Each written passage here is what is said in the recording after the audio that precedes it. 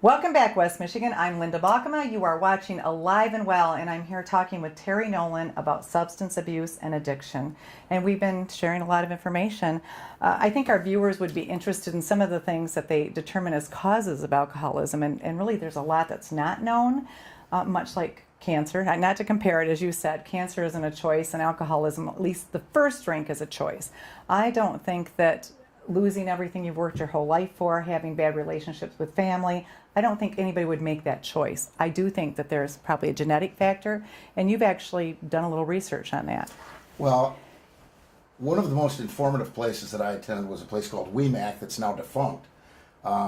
It's actually been taken over by Westbrook Recovery in Grand Rapids. And one of the things that we learned there that I found to be very interesting is scientists believe that they had identified a couple of genes. Now, I'm talking about this research being strictly applicable to alcoholism, not drug addiction. Okay. However, scientists also believe that that same gene can also make somebody predisposed to become a drug addict should they try non-prescription drugs. Sure. So there were two genes that they believe they identified.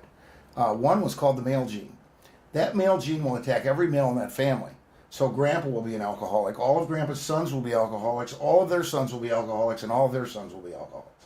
Now, I think that if all of the viewers out there think about this really hard, we can all come up with a family or two. We can think about every male in the family. I can tell you my own is family. an alcoholic. Every male. Then there was another gene that they believe they identified, and they named that the Milieu gene, M-I-L-I-E-U.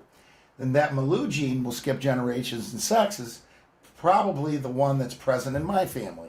You know, I had an uncle that was a very harsh alcoholic. My father wasn't at all.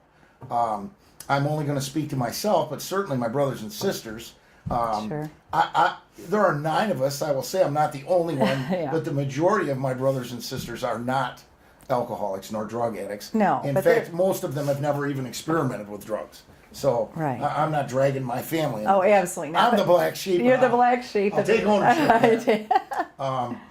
But, you know, when you talk about causes, I want to stress that while there may be some people that are predisposed to be alcoholics, there really is no diagnosis in the, what is it, the DSMR or DMSR? Right. I'm not sure. I'm not sure either, to tell you the truth. I can't even remember which letter goes second, but anyway, the diagnostic tool used by social workers, psychologists, psychiatrists, there is no such thing as alcoholism. There's alcohol dependent, there's irresponsible use of alcohol, there's different diagnostic terms.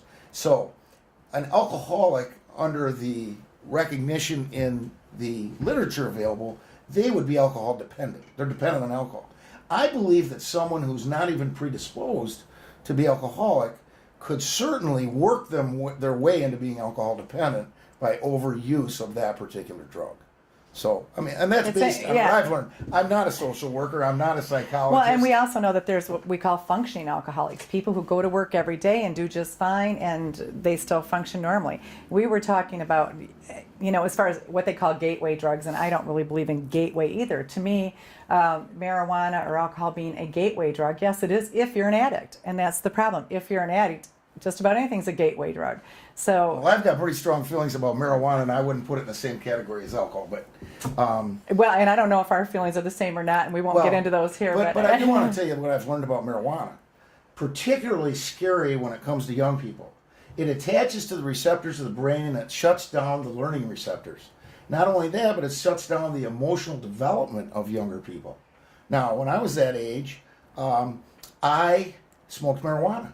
And I am certain that it affected my emotional maturity, and that was a big contributor to my developing a cocaine problem. Yeah. So you want to use the word gateway, go ahead. What I say is it's a scary drug because it shuts down learning receptors, and it retards a person and prevents them from reaching their full intellectual and emotional capabilities. I have had people I know that smoke marijuana regularly say that the only thing they have against it is it makes them so content with doing nothing, and and alcohol on the other hand, and that lethargic feeling would go right along with the learning receptors being shut down. Exactly. The ambition is gone. So those thoughts go hand in hand with each other. Where alcohol quite often gives people a temporary high and they feel good and they're happy, but then the depression comes with that too, and that also does damage to their brain development. Lynda, you and I talked yesterday about sobriety and recovery. Right. Big difference between being sober, being in recovery. I've had long periods of sobriety where I was not in recovery. This last arrest, I was enjoying excellent recovery and stopped being sober for a very short period of time.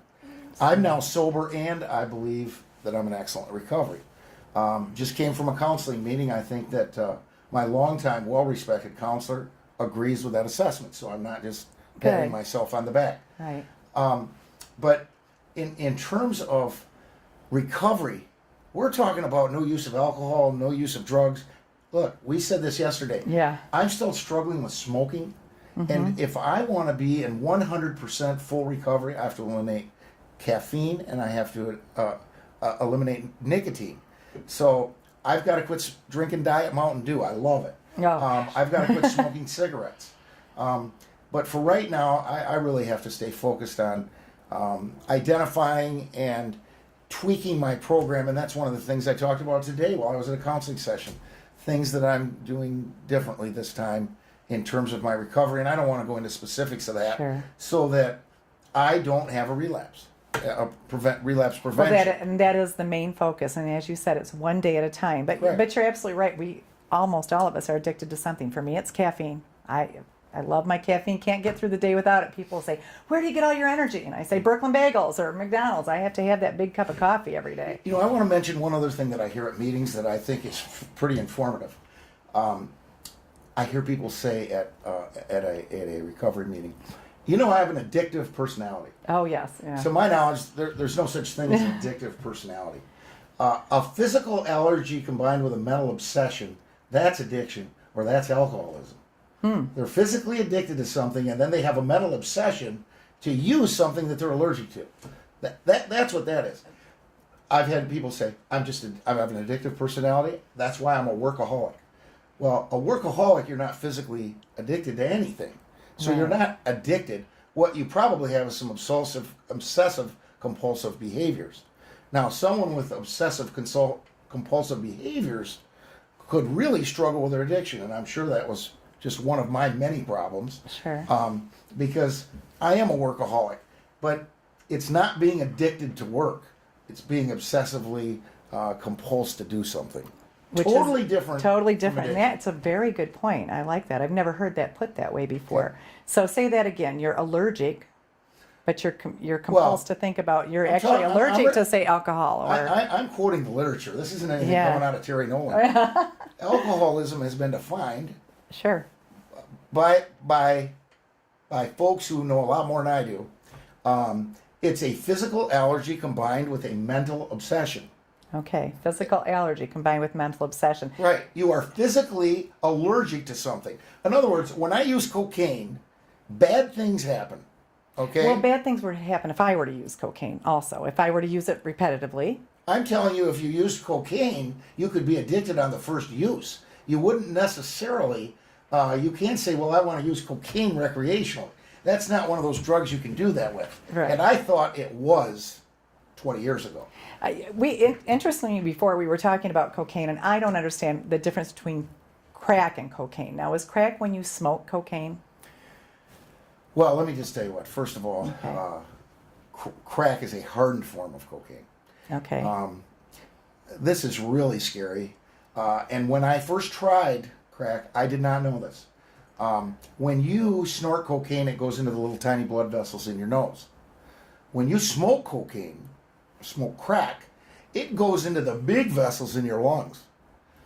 The potency can be up to 100 times more than snorting a line of cocaine.